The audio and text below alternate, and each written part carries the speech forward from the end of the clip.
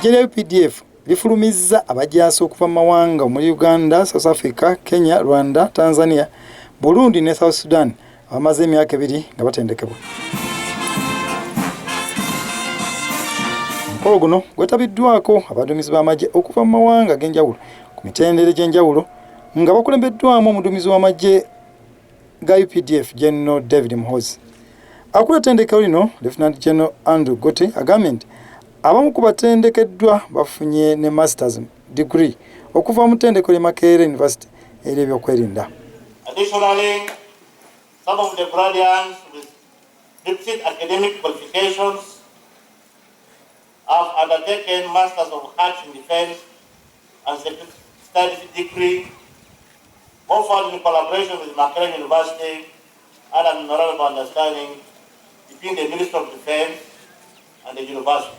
Ono ategeezezza nga bamu ku batendekeddwa bwe batasobodde kumalako kutendekebwa kuno nga bagobwa olw'okukola obubi n'obusiiwuufu obw'empisa.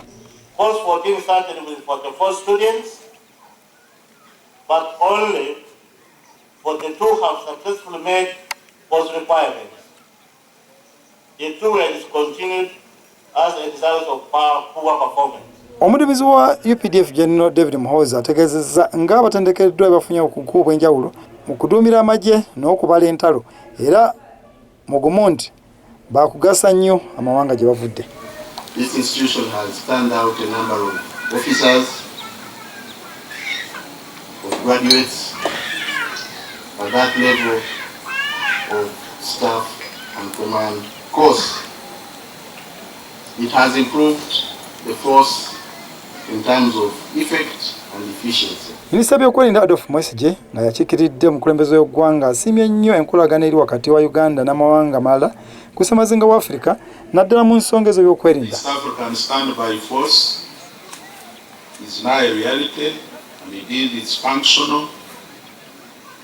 The international conference of the Great Lakes region, which is helping us to resolve conflicts in our region, is operational. Onagamba nti enkolagana eno n'okutendekera amagye awamu emu ku nkola ey'okulaba nga Africa ebeera n'eggye eryawamu. Abasirikale abasinze ku bannaabwe basiimiddwa n'ebirabo.